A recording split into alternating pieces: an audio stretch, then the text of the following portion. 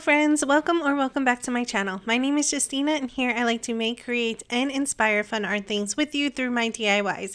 As you see by today's title, it is 70 days until Halloween and I am super excited. Today I have two 4-foot sign makeovers from Dollar Tree that I know that you're going to absolutely love and I don't want you to miss out. So if you are new here, don't forget to hit that subscribe button down below. It is totally free. And if you're already subscribed, thank you so much for being here. I really hope you enjoy. With all that being said, let's just jump right into it and let's art today.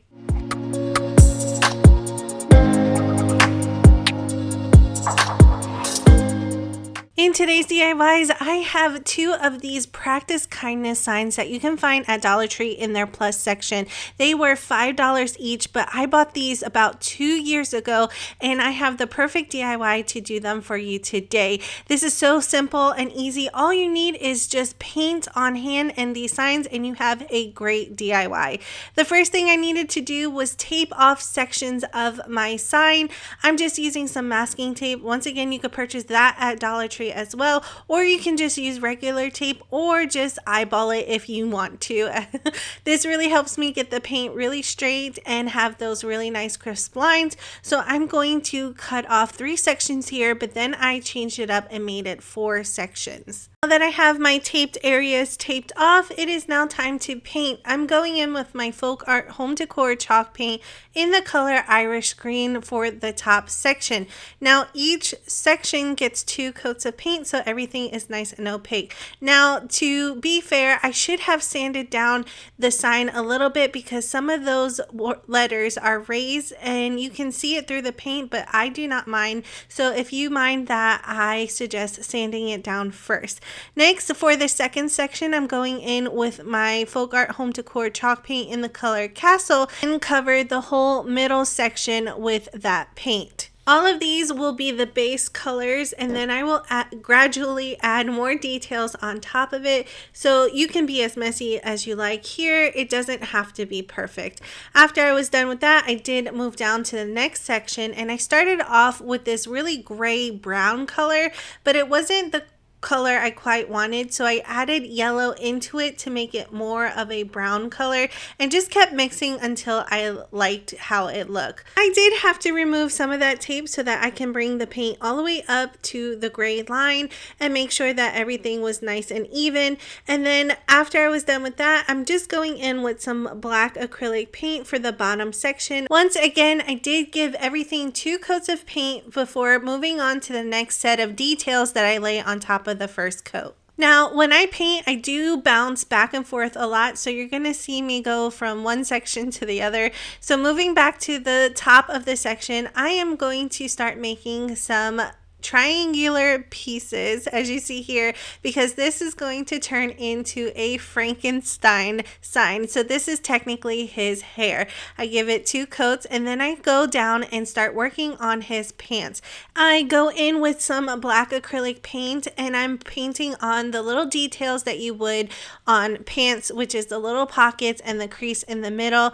I do go in back and forth with a paintbrush and my Posca paint markers just to get some more crisp lines and have more control over the direction I want to have with my details. I add little bits of dots here and there just for added details to look like stitching. Next, I'm working my way down to the black section, which is technically his boots, and I'm going in with a gray marker and outlining the shape of his boots, and then I give little dots so that I can connect them and make it look like laces. And to make the laces, I'm just making little X's with that marker. Next, I'm going in to make his shirt or jacket. From the reference photo that I'm using, he is wearing a jacket, so I am trying to make it look like a jacket and a shirt combined. I'm just using my Posca paint marker, the black one, and then I'm adding the details on it. After I was done with that, the coat wasn't dirty enough for me, so I did go back and add little bit of gray paint on top of that for added details. For this section, I'm going back to his face and I'm drawing it on with a pencil first, just so that I have on a good sketch and if I made any mistakes, I could easily erase it. Remember, you don't always have to draw in your faces if you don't feel comfortable doing so. You can always Google a face and print it out on regular computer paper, or you can find face stickers. Dollar Tree carries them for pumpkins. You can always use that for faces as well, or if you have a Cricut, you can use a Cricut. Once I was pleased with my sketch, I went in with my black Posca paint marker and I started outlining all of the lines that I made with the pencil. Now, if you do not have Posca paint markers, no worries. You can always use a really fine paintbrush and some paint and just add on the details that way. I have done that 100 times and it still comes out super cute. As you see here, I did add a little snaggle tooth on this Frankenstein because I just thought it was super adorable. After I had the base lines down, I then went in with my paintbrush and some black acrylic paint and started filling in all of the details that needed it, which is his eyes. Next, I went in with some white acrylic paint and started painting on his teeth, and then started adding the highlights to his eyes as well. As I am painting on my Frankenstein's face, if you are new here and you haven't yet subscribed to my channel, I hope you do that today.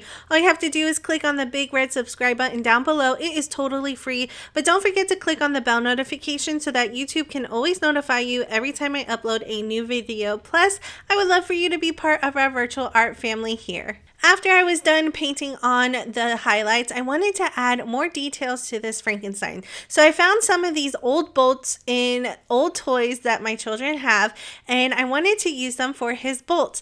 Now, I wanted to glue it down on the side of his face using some hot glue, but as I was looking at it, I glued it down on the wrong spot, so I just removed it while it was still wet and then decided to add it further down so it looks like it's more on his neck and not his face.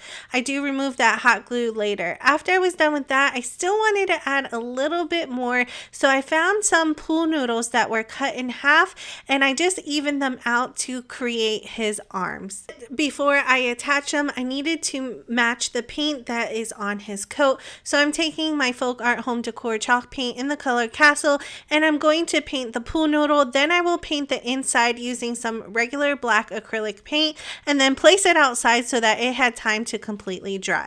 Now, to attach my pool noodle, all I'm using is my hot glue gun and a hot glue stick. If you want a permanent hold, I suggest using a stronger glue like E6000 or super glue, but I do have a Gorilla Glue stick, so it was holding up nicely. The last thing I wanted to add was this little glittery bat that was actually a clip from Dollar Tree. I removed the clip, added a little bead of hot glue, and placed it right into the center of his shirt, and that completes this DIY.